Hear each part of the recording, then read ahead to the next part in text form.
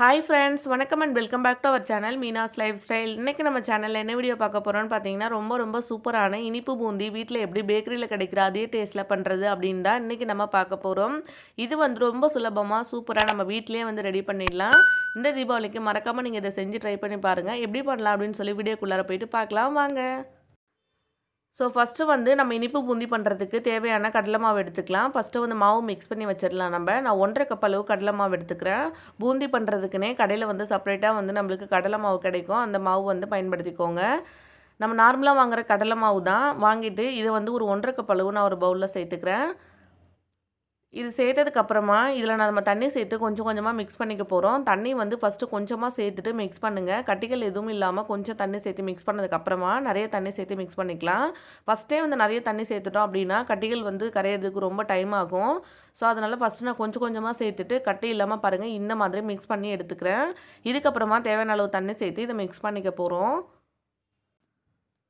First வந்து நான் நல்லா வந்து கட்டிகள் இல்லாமல் கரைச்சி எடுத்ததுக்கப்புறமா கொஞ்சம் கொஞ்சமாக தண்ணி சேர்த்துட்டு தோசை மாவை விட கொஞ்சம் வந்து லிக்விடாக இருக்க மாதிரி கரைச்சி எடுத்துக்கிறேன். நீங்கள் ஃபஸ்ட்டு தோசை மாவு பதத்துக்கு நம்ம ஃபஸ்ட்டு மிக்ஸ் பண்ணிவிட்டு அதுக்கப்புறமா கொஞ்சமாக தண்ணி சேர்த்து மிக்ஸ் பண்ணிங்க அப்படின்னா சரியாக இருக்கும்.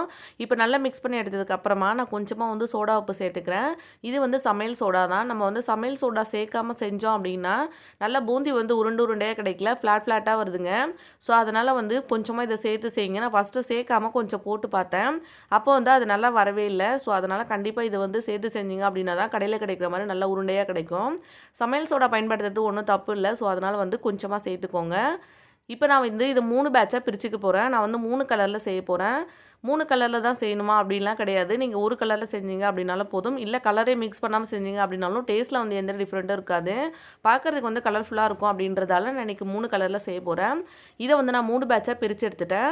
நான் ஃபஸ்ட்டு சேர்க்குற கலர் பார்த்திங்கன்னா இந்த லெமன் எல்லோ கலர் தான். நான் கொஞ்சமாக வந்து லெமன் எல்லோ கலர் சேர்த்துட்டு மிக்ஸ் பண்ணிக்க போகிறேன். ரெண்டாவது கலர் வந்து இந்த ஆப்பிள் க்ரீன் கலர். இது வந்து க்ரீன் கலரில் கிடைக்கும். இது கொஞ்சம் வந்து ஒரு கலர் சேர்த்துக்கிறேன். அடுத்ததாக வந்து இந்த ரெட் கலர் சேர்க்க போகிறேன். இது கொஞ்சமாக சேர்த்தோம் அப்படின்னா ஆரஞ்சு கலரில் இருக்கும். கொஞ்சம் எக்ஸ்ட்ரா சேர்த்தோம் அப்படின்னா இது வந்து ரெட் கலரில் இருக்கும். 3மே வந்து கலர் சேர்த்தாச்சு. இதை வந்து இப்போ நல்லா மிக்ஸ் பண்ணி எடுத்துக்கலாம். மாவு கொஞ்சம் டைம் ஆக பார்த்தீங்கன்னா கொஞ்சம் கட்டியாகிற மாதிரி இருக்கும். நீங்கள் மிக்ஸ் பண்ணும்போதே உங்களுக்கு தெரியும். நீங்கள் ரொம்ப நேரம் ஆகிடுச்சு மாவு கொஞ்சம் வந்து கட்டியாகிடுச்சு அப்படின்னா நீங்கள் கொஞ்சம் தண்ணி சேர்த்து கூட மிக்ஸ் பண்ணிக்கலாம். மாவு வந்து சரியான பதத்தில் இருந்தது அப்படின்னா தான் கரெக்டாக வந்து உருண்டையாக வரும். அப்படி இல்லைன்னா நம்மளுக்கு வந்து ஃப்ளாட்டாக தாங்க வரும். அதனால் மாவோட பதம் வந்து சரியாக பார்த்துக்கோங்க. ரொம்ப திக்காக இருந்தது அப்படின்னாலும் சரியாக வந்து பூந்தி வராது. அதே சமயத்தில் ரொம்ப தண்ணி மாதிரி ஆகிட்டாலும் வராது. பார்த்து வந்து மிக்ஸ் பண்ணிட்டீங்க அப்படின்னா இது ஒன்று தான் நம்ம செய்ய வேண்டிய வேலை. அதுக்கப்புறம் வந்து ரொம்ப ஈஸியாக வந்து பண்ணிடலாம். ஃபஸ்ட்டு வந்து நான் க்ரீன் கலர் மிக்ஸ் பண்ணி எடுத்து வச்சுட்டேன். அடுத்ததாக வந்து ஆரஞ்சு கலர் மிக்ஸ் பண்ணிக்க போகிறேன். எல்லோ கலர் மிக்ஸ் பண்ணிக்கிறேன். பார்க்குறதுக்கு வந்து எல்லாமே கலர்ஃபுல்லாக ரொம்ப சூப்பராக இருந்ததுங்க.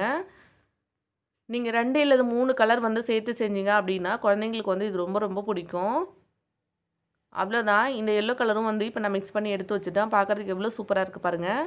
அடுத்ததாக வந்து இந்த ரெட் கலர் மிக்ஸ் பண்ணிக்கிறேன். கலர் தேவைப்பட்டது அப்படின்னா கொஞ்சம் தேவைன்னா சேர்த்துக்கோங்க. உங்களுக்கு வந்து ஃபுட் கலர் சேர்க்க விருப்பம் இல்லை அப்படின்னா நீங்கள் ஒரே கலரில் கூட அப்படியே செஞ்சுக்கலாம். அந்த கலர் மாவு வந்து என்ன கலரில் இருக்கோ அதே கலரில் செஞ்சீங்க அப்படின்னா எல்லோ கலரில் கிடைக்கும். ஒன்றும் பிரச்சனை இல்லை. அதே டேஸ்ட்டு தான் இருக்கும். அடுத்ததாக சக்கரை பாகு ரெடி பண்ணிக்கலாங்க. நம்ம 1 1/2 கப் அளவு மாவு எடுத்தோம்ல அதுக்கு 1 1/2 கப் அளவு சக்கரை எடுத்துக்கலாம். சரியாக இருக்குங்க. இந்த ரேஷியோ வந்து நம்ம எடுத்து வச்சுருக்க பூந்தி பொரிச்சு போடுறதுக்கு கரெக்டாக இருக்கும். அடுத்ததாக வந்து இது முழுகிற அளவுக்கு வந்து நான் தண்ணி சேர்த்துக்கிறேன். சேர்த்துட்டு நல்லா இது மெல்ட் ஆகணும். அது வரைக்கும் வந்து சூடு பண்ணிக்கோங்க. இது நல்லா உருகி வந்ததுக்கப்புறம் பார்த்திங்கன்னா இந்த மேலே நுரையாக வருங்க பார்க்குறதுக்கு. இது மாதிரி வந்ததுக்கப்புறமா பதம் பாருங்கள்.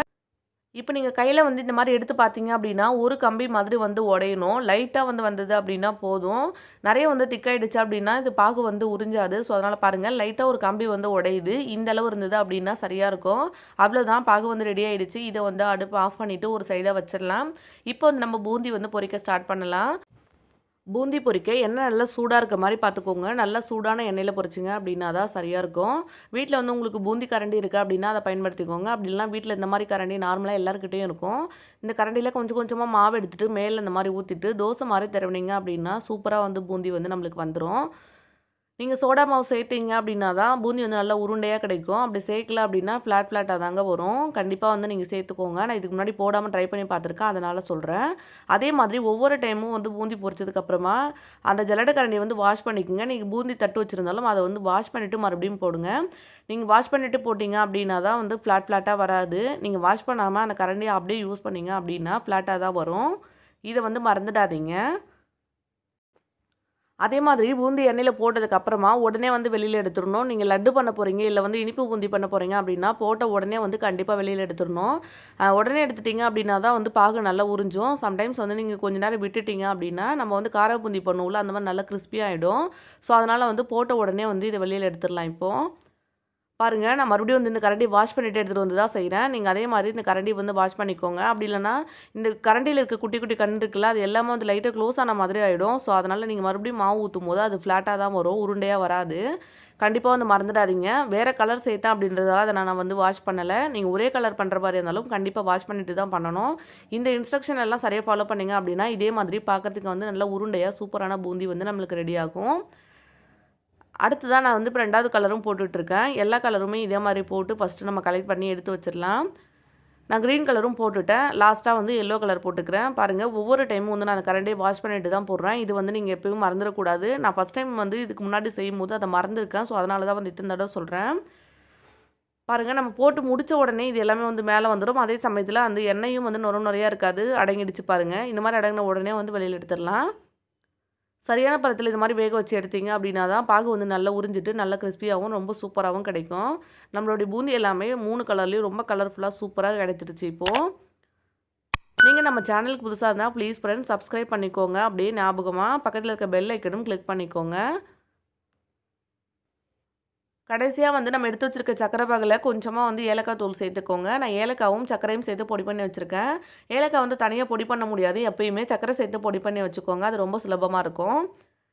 இப்போ சேர்த்து மிக்ஸ் பண்ணதுக்கு அப்புறமா, ஒரு வேள பாகு வந்து ஆறிப்போச்சு அப்படின்னா, கொஞ்சமா வந்து சூடு பண்ணிட்டு நம்ம எடுத்து வச்சிருக்க பூந்தி வந்து இதில சேர்த்துக்கலாம். இந்த கப்பால 2 கப் அளவு பூந்தி கிடைச்சது. நான் 1 1/2 கப் அளவு மாவு எடுத்ததுக்கு. இத சேர்த்துட்டு இது உள்ள வந்து நல்லா மிக்ஸ் பண்ணி விட்டுக்க போறேன் நானு. எல்லா சைடும் படுற மாரி ஒரு தடவ மிக்ஸ் பண்ணி கொஞ்ச நேரம் வச்சுட்டீங்க அப்படின்னா, சூப்பரா ரெடி ஆயிடும். இந்த கப்பால 2 கப் அளவு எனக்கு கிடைச்சது. அவ்வளோதான். இது எல்லாத்தையுமே வந்து நான் மிக்ஸ் பண்ணிட போறேன். மிக்ஸ் பண்ணிட்டு ஒரு 1/2 மணி நேரம் அப்படியே வச்சுட்டீங்க அப்படின்னா, கம்ப்ளீட்டா அந்த பாகு எல்லாமே உறிஞ்சிரும். பார்க்கறதுக்கு கொஞ்சம் எக்ஸ்ட்ரா இருக்க மாரி இருக்கும் பாகு. ஆனா வந்து நீங்க கொஞ்சம் நேரம் ஆயிடுச்சு அப்படின்னா, இது எல்லாமே நல்லா உறிஞ்சிட்டு நல்லா ட்ரை ஆயிடும். நீங்க 1 1/2 கப் அளவு மாவுக்கு 1 1/2 கப் அளவு சர்க்கரை எடுத்தீங்க அப்படின்னா சரியா இருக்குங்க. தண்ணி வந்து சர்க்கரை முழுகுற அளவு வைக்கணும். அவ்வளோதான். ரொம்ப சுலபமா பண்ணிடலாம். கொஞ்ச நேரம் ட்ரை ஆனதுக்கப்புறம் பார்க்கறதுக்கு இந்த மாதிரி இருக்கும். ரொம்ப ரொம்ப சூப்பரா சுலபமா வந்து வீட்லயே நம்ம ஹோட்டல் அதாவது பேக்கரியில பண்ற மாரி பண்ணிடலாம். நீங்க கண்டிப்பா இத ட்ரை பண்ணி பாருங்க.